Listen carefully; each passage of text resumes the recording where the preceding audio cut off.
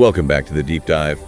Today we're looking way out there. We're tracking a visitor that just zipped through our solar system. A really rare event. Exactly. A rare glimpse into, well, the stuff between the stars. We're diving into 3A11pl3Z. Our mission today, as always, is to sift through the sources, pull out the key facts, look at the mysteries surrounding it. And then implications. They're pretty significant. Absolutely. So let's start with the basics. What is 3A11pl3Z, formally speaking?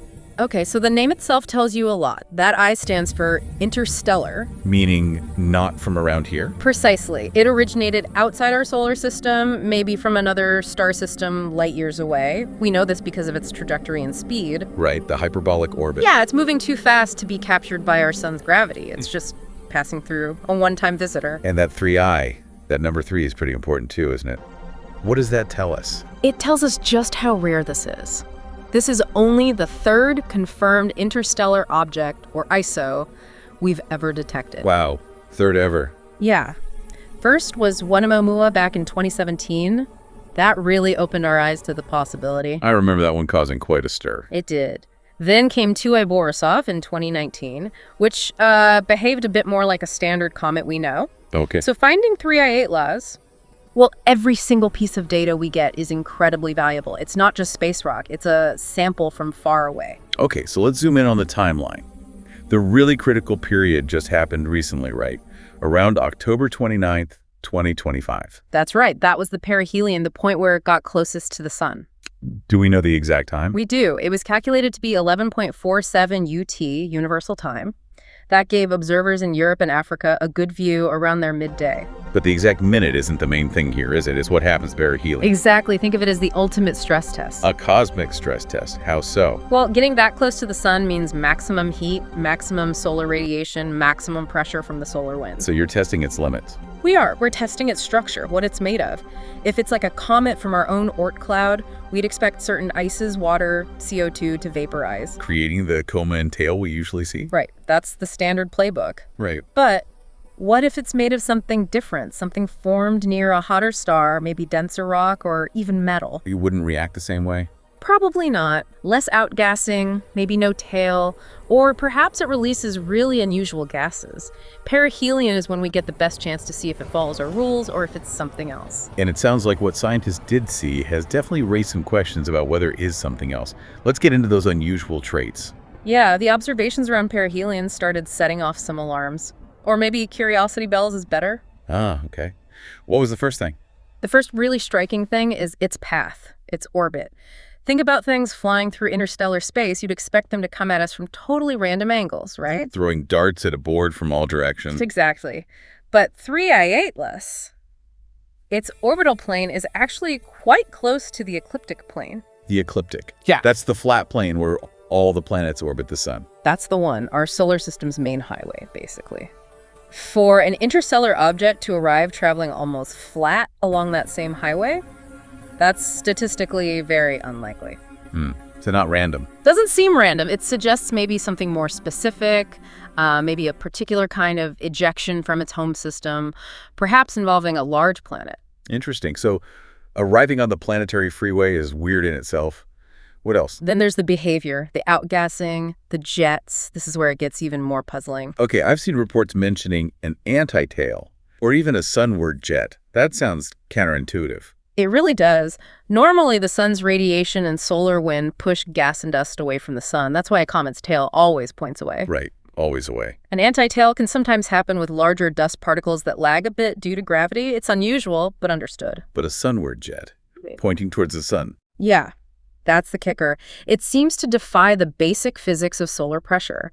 It suggests some kind of powerful, directed venting from inside the object, maybe a pocket of pressurized gas erupting so strongly it temporarily overcomes the solar wind pushing against it. Wow. Okay, so improbable flat trajectory and jets seemingly fighting the sun. Combine those, and you see why some observers started calling it a black swan event. Meaning exceptionally rare and unexpected. Exactly. So rare and unexpected, it might force us to rethink our models of what interstellar objects are like and how they behave.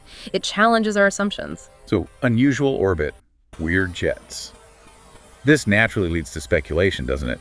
Where does the scientific community actually stand on 3I11pl3Z right now? Okay, it's really important to ground this first.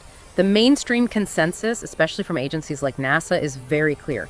3I Atlas poses absolutely zero threat to Earth. Right. Important point, no danger. No danger. And based on the data so far, the most likely explanation is still that it's a natural object, probably comet-like, just a very strange one. That's the baseline. That's the baseline, the most probable scenario we're working with.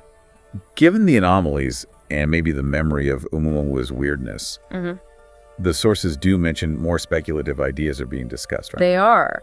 And it's part of the scientific process to consider outliers. So impartially, we have to mention that some respected scientists, like Avi Loeb, for instance, are keeping the possibility on the table, however remote, that objects with such extreme anomalies could potentially be artificial. Alien technology, like a probe or a derelict craft. That's the extreme hypothetical, yes.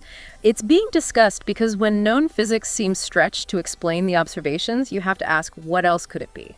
It forces you to explore all possibilities. Right. If it's not acting like a typical comet, and it's not just a plain asteroid because of the jets, what natural explanations are left before jumping to aliens? That's the challenge. So what are those potential natural explanations for something like a sunward jet, if not technology? Well, it could be an object with a very unusual composition, maybe extremely dense, with pockets of highly pressurized volatile gases like nitrogen buried deep inside. So when it heats up, potentially, a violent eruption from one localized spot could perhaps briefly push material sunward against the solar wind.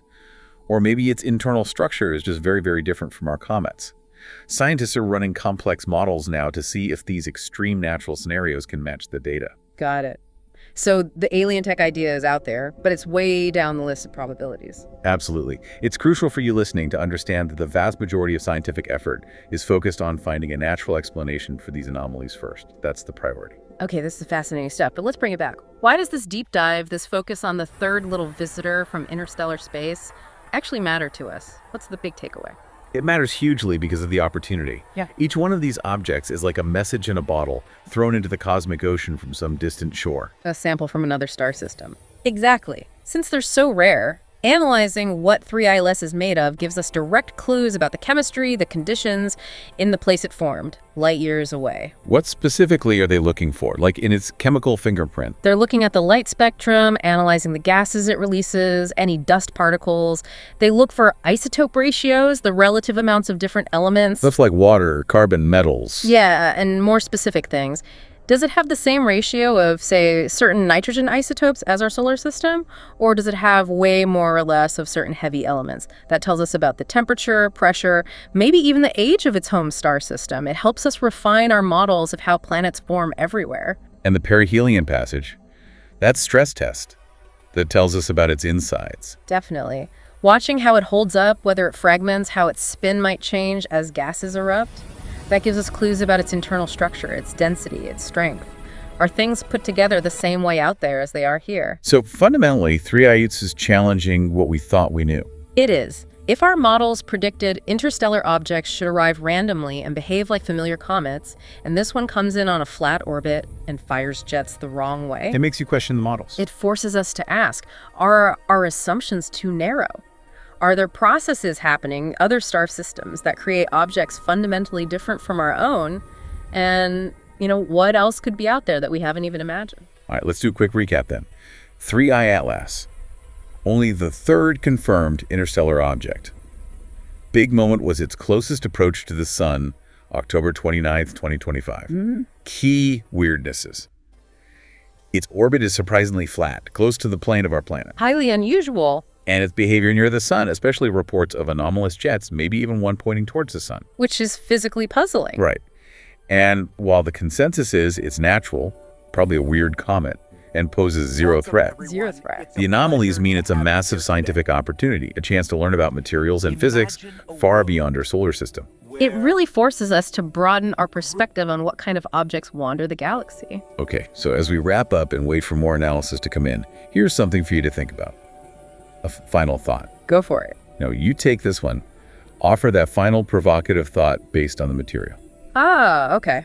Well, building on that strange orbit, if 3I Atlas's trajectory is so unusually flat, so close to our planetary plane, What could that imply about how it got kicked out of its home system? Could it mean that the ejection wasn't just a random gravitational nudge? Maybe it points towards something more powerful or specific, like interactions in a binary star system or with a truly massive planet flinging it out on that particular low-angle path. So the trajectory itself might be a clue about the mechanism of its birth or ejection. Possibly.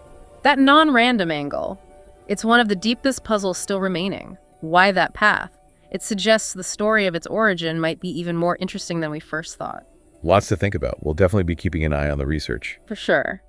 Thanks for joining us on the deep dive.